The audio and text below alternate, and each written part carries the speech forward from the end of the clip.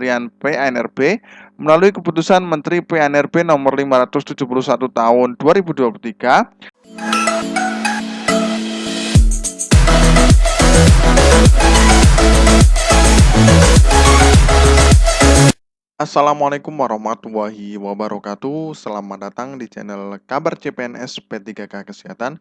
Semoga teman sejawat dilindungi oleh Tuhan Yang Maha Esa. Teman sejawat yang baru tahu channel ini, silakan subscribe dan bunyikan tombol loncengnya agar tidak ketinggalan informasi tentang kabar CPNS dan P3K yang terbaru. Oke teman-temanku sekalian yang berbahagia, nah ini ada sebuah informasi teman-teman ya yang terbaru tentang perekrutan P3K di tahun 2023 yang sebentar lagi akan dilaksanakan teman-teman ya. Nah seperti apa? Ini ada siaran langsung, siaran pers maksudnya dari BKN tentang perekrutan P3K di tahun 2023. Nah seperti apa? Oke langsung saja ke TKP teman-teman ya.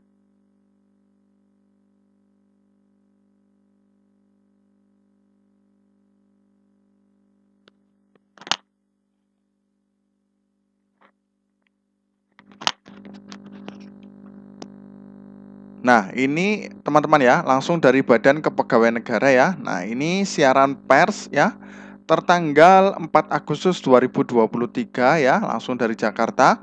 Nah, P3K jadi prioritas kebutuhan seleksi CASN 2023 teman-teman ya.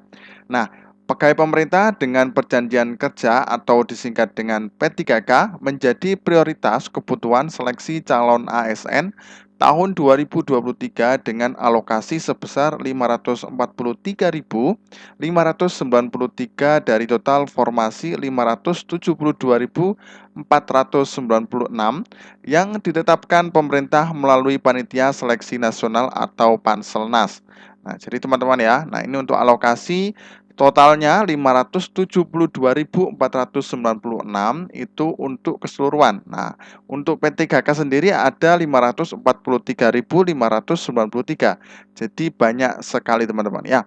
Nah, sementara kebutuhan pengadaan bagi calon pegawai negeri sipil atau CPNS dialokasikan sebesar 28.903 dari total formasi teman-teman ya.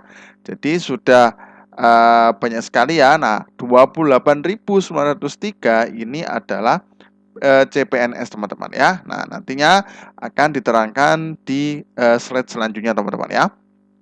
Nah, kemudian berdasarkan kebutuhan ASN yang terdiri dari PNS dan P3K untuk seleksi CASN tahun ini, PLT Kepala BKN Haryomo Dwi Putranto menyampaikan mekanisme pengadaan ASN 2023 ditetapkan sesuai dengan kebutuhan kelompok jabatan ASN, yakni jabatan fungsional dan jabatan pelaksana. Nah, teman-teman ya, nanti akan dibagi yaitu adalah fungsional dan kemudian jabatan pelaksana.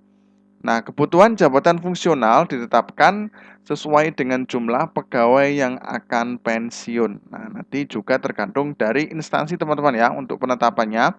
Nanti tergantung yang pensiun berapa. Nah, itu nanti akan digantikan sesuai dengan formasi di tiap instansi sendiri.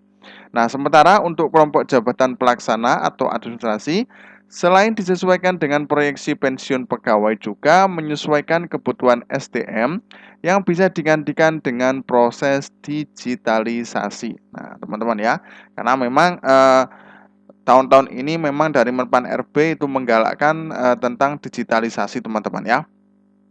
Nah, adapun kebutuhan P3K pada seleksi CASN 2023 didominasi tenaga pendidikan dan tenaga kesehatan, sementara kebutuhan PNS dialokasikan untuk jabatan-jabatan fungsional atau keahlian lainnya sesuai kebutuhan instansi. Hal ini sejalan dengan target pemerintah yang memprioritaskan sektor kesehatan dan pendidikan, teman-teman ya. Nah, memang untuk tahun-tahun ini dan tahun-tahun sebelumnya juga masih banyak ya tentang pendidikan dan tenaga kesehatan. Karena ini memang menjadi dasar di sebuah negara, teman-teman ya. Jadi tidak akan dihapus ya untuk pendidikan dan tenaga kesehatan karena memang sangat dibutuhkan untuk negara juga, teman-teman ya. Nah, kemudian terkait pengisian jabatan ASN pada kedua sektor ini, Panselnas melalui BKN juga sudah melaksanakan seleksi P3K guru dan tenaga kesehatan formasi tahun 2022. Nah, dengan rata-rata kelulusan yakni presentase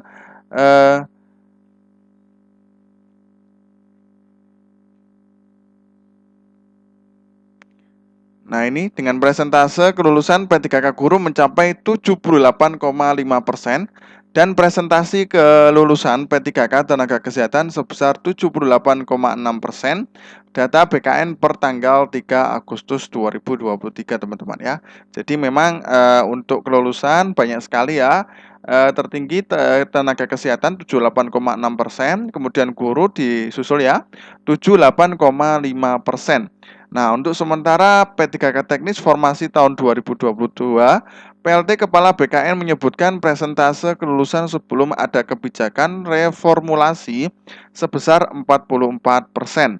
Tetapi dengan adanya kebijakan reformulasi yang ditetapkan Kementerian PNRB melalui keputusan Menteri PNRB nomor 571 tahun 2023, BKN memperhitungkan presentase kelulusan P3K teknis bisa mencapai 69%, teman-teman ya.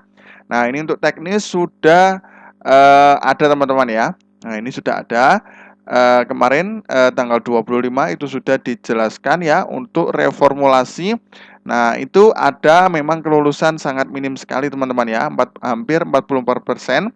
Nah, karena tingkat passing grade-nya dan soalnya juga sangat rumit, teman-teman ya. Nah, makanya ini ada reformulasi yang ditetapkan ya Kementerian PNRB nantinya agar P3K teknis bisa mencapai target 69%, teman-teman ya. Nah, ini langsung dari Kepala Biro Hubungan Masyarakat Hukum dan Kerjasama Badan Kepegawaian Negara, teman-teman ya. Nah, mungkin itu saja yang dapat kami sampaikan. Mudah-mudahan bermanfaat, teman-teman ya. Oke, terima kasih. Wassalamualaikum warahmatullahi wabarakatuh.